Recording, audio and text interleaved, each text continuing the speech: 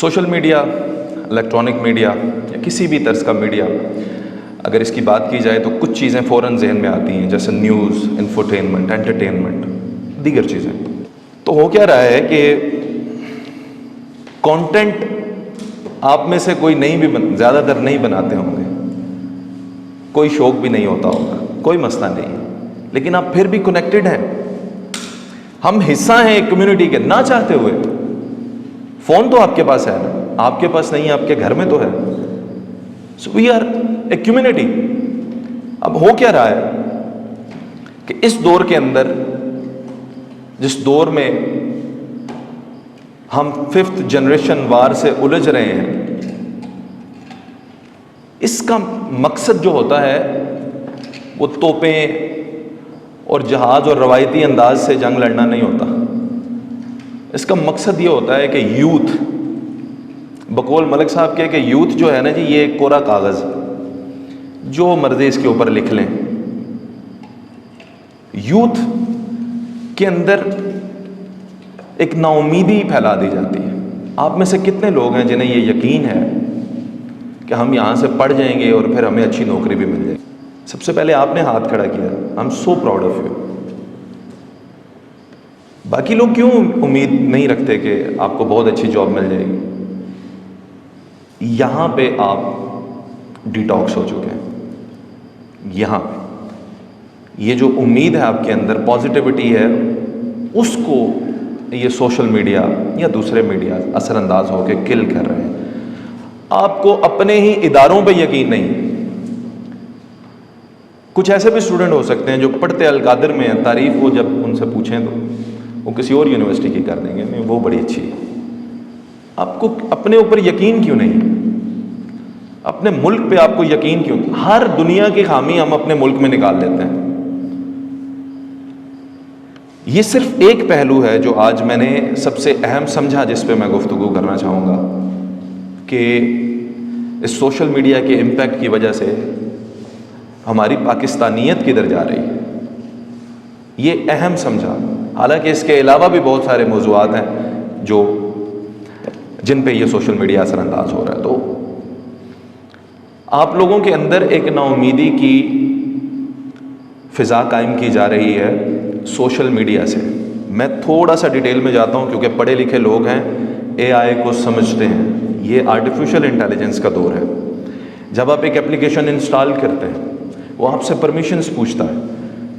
मैं आपके माइक्रोफोन को एक्सेस करूंगा, मैं आपकी लोकेशन को एक्सेस करूंगा, मैं आपके फ़ोटोज़ गैलरी को एक्सेस करूंगा। आप में से कितने लोग डिनाई करते हैं? जिन्होंने डिनाई नहीं किया उनके साथ क्या हो रहा है? कुछ गलत नहीं हो रहा। ऐसा नहीं है जैसे वो मिसाल आम हो गई थी कि वो वैक्सीन लग जाएगी हमें तो हम पता नहीं क्या हो जाएंगे। ऐसा कुछ भी नहीं। या हमारे अंदर से वो इन्फॉर्मेशन ले लेंगे। अब यार हमारे अंदर है कौन सी इतनी अच्छी इन्फॉर्मेशन जो उनके पास नहीं है, जो वो ले लेंगे? कोई ऐसी ख़ास इन्फॉर्मेशन नहीं। हम तो सही तरह ये भी नहीं देख सकते, आजकल कुर्बानी का दौर है, ये बकरा दोंदा है कि नहीं, ये इन्फॉर्मेशन ही है, ले लें हमसे। जो इन्फॉर्मेशन वो आपसे लेते हैं वो ये नहीं है। वो इन्फॉर्मेशन जो आप उन्हें खुद एक्सेस देते हैं, that information is totally based on marketing. और उसका दूसरा जो पहलू है वो है 5th जनरेशन वार।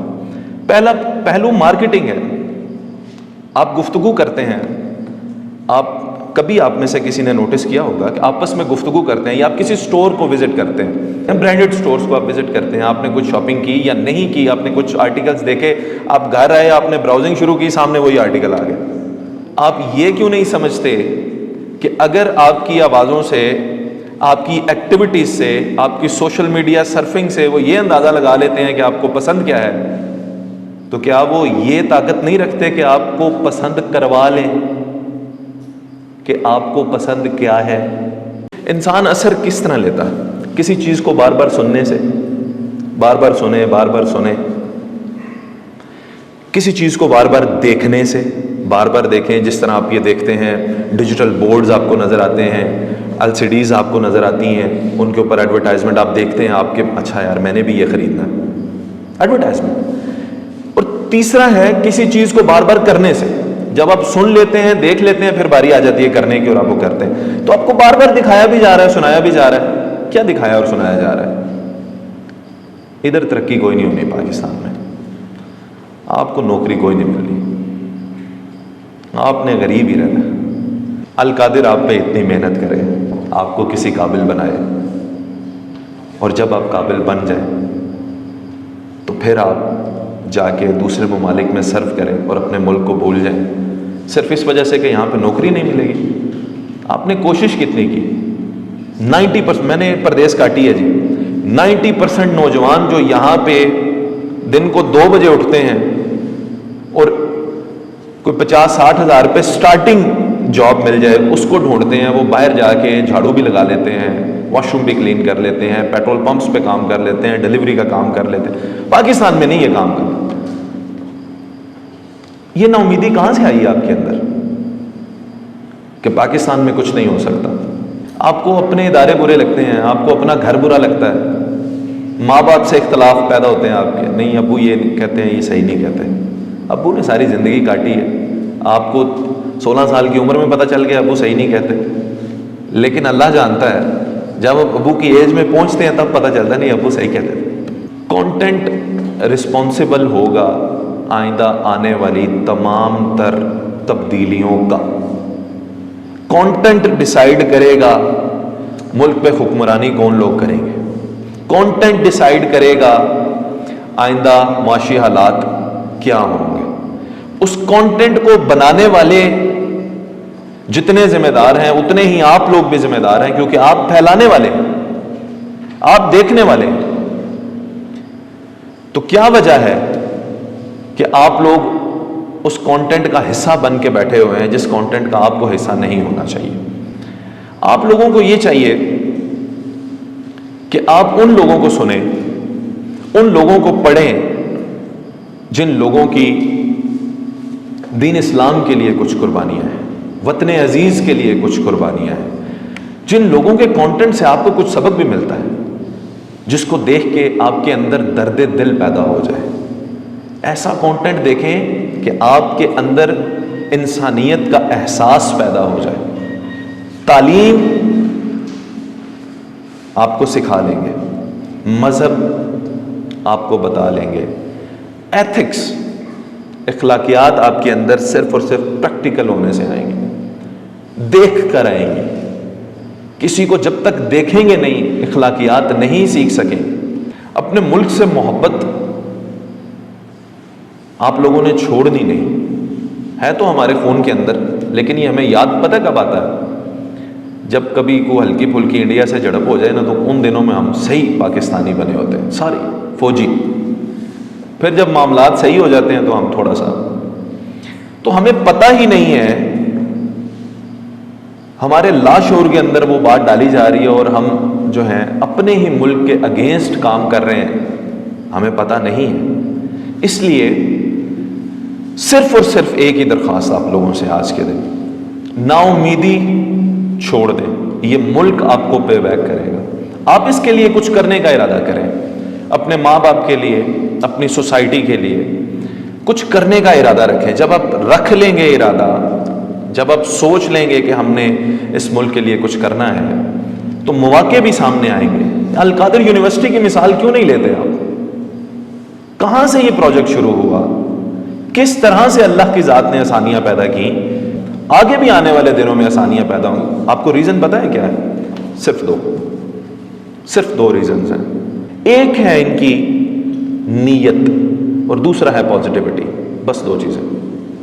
نیت بہت اچھی تھی کہ بچوں کو آج کے اس جدید دور کے اندر جدید تعلیم کے ساتھ ساتھ دینی تعلیم بھی دینی ہے۔ میں قربان جاؤں اس شخص پہ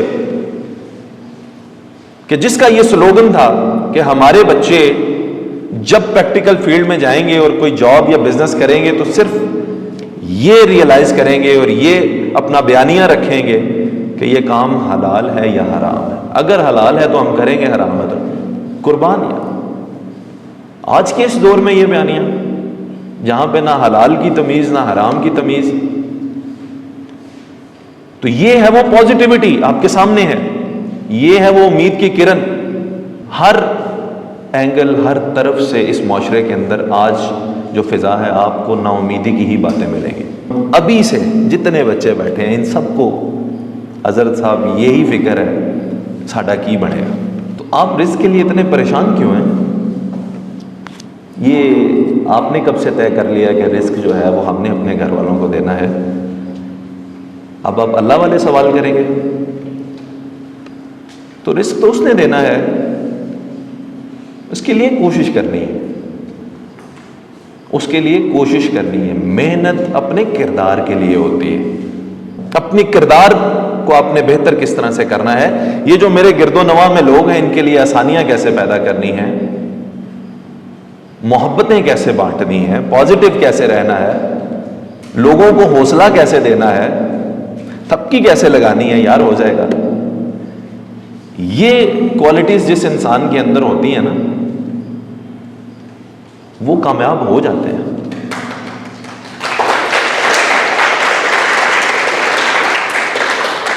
کامیابی کی فکر مت کیجیے گا، فکر کیجیے گا کردار کی. اور جیسا کہ میں نے پہلے کہا کہ آپ لوگ کورے کاغذ ہیں، بالکل بلینک پیپر. اپنے آپ کو بنائیں اور رزق کا معاملہ اس پہ چھوڑیں جس کا یہ حکم ہے کہ میں ہی دوں گا تو وہ آپ کو دے دے گا. نصیب سے زیادہ وقت سے پہلے کسی کو نہیں ملتا، آپ کو بھی نہیں ملے گا. لیکن یہ میں آپ کو دعوے سے اور اپنی زندگی کے مختصر سے تجربات سے یہ دعوے سے یہ بات کہہ رہا ہوں، اگر آپ لوگوں کے لیے آسانیاں پیدا کریں گے، لوگوں کے لیے اچھے ہو جائیں گے، اپنے دل میں نرمی لے آئیں گے، آقا علیہ الصلوۃ والسلام کی زندگی مبارک کو فالو کریں گے. سارا نہیں کر سکتے، کچھ تو کریں گے. اخلاقیات اپنے اندر لے آئیں گے، انسانیت لے آئیں گے، درد محسوس کریں گے. نبی پاک صلی اللہ علیہ وآلہ وسلم فرماتے ہیں خلق اللہ کا کنبہ ہے. ہم تو اپنے ساتھ بیٹھے ہوئے کو کافر سمجھتے ہیں، وہ کہہ رہے ہیں خلق اللہ کا کنبہ ہے. انسانیت اپنے اندر پیدا کریں، اڈاپٹیو ہو جائے، دور کی سوچیں، سب کو ساتھ لے کر چلیں. آپ کی کامیابی جو ہے وہ یقینی ہے. اور اس سوشل میڈیا کا جو ہمارا آج کا موضوع تھا یہ ہے کہ پازیٹیوٹی لینی ہے. اس سے بھی ہر چیز کے پازیٹیو اور نیگیٹو اثرات ہوتے ہیں. آپ اس سے بہت کچھ لے سکتے ہیں، بہت کچھ لے سکتے ہیں. ریسرچ کریں، پڑھیں، اچھے لوگوں کو سنیں، اچھی بات کہیں. چھوڑ دیں یہ ملک میں یہ ہو گیا وہ ہو گیا، ملک ایسے چل رہا ہے، نوکریاں ختم ہو گئیں، پیٹرول اتنے کا ہو گیا. ہر چیز اوپر ہی جاتی ہے، نیچے کچھ بھی نہیں آتا. آپ لوگ اپنے کردار بہتر کریں اور مشکل سے مشکل حالات کے اندر، فرسٹریشن کے حالات کے اندر مسکرانا میرے آقا نے سکھایا صلی اللہ علیہ وسلم. مشکل سے مشکل حالات کے اندر بھی اپنے آپ کو کام کھول رکھنا میرے آقا علیہ الصلوۃ والسلام نے سکھایا.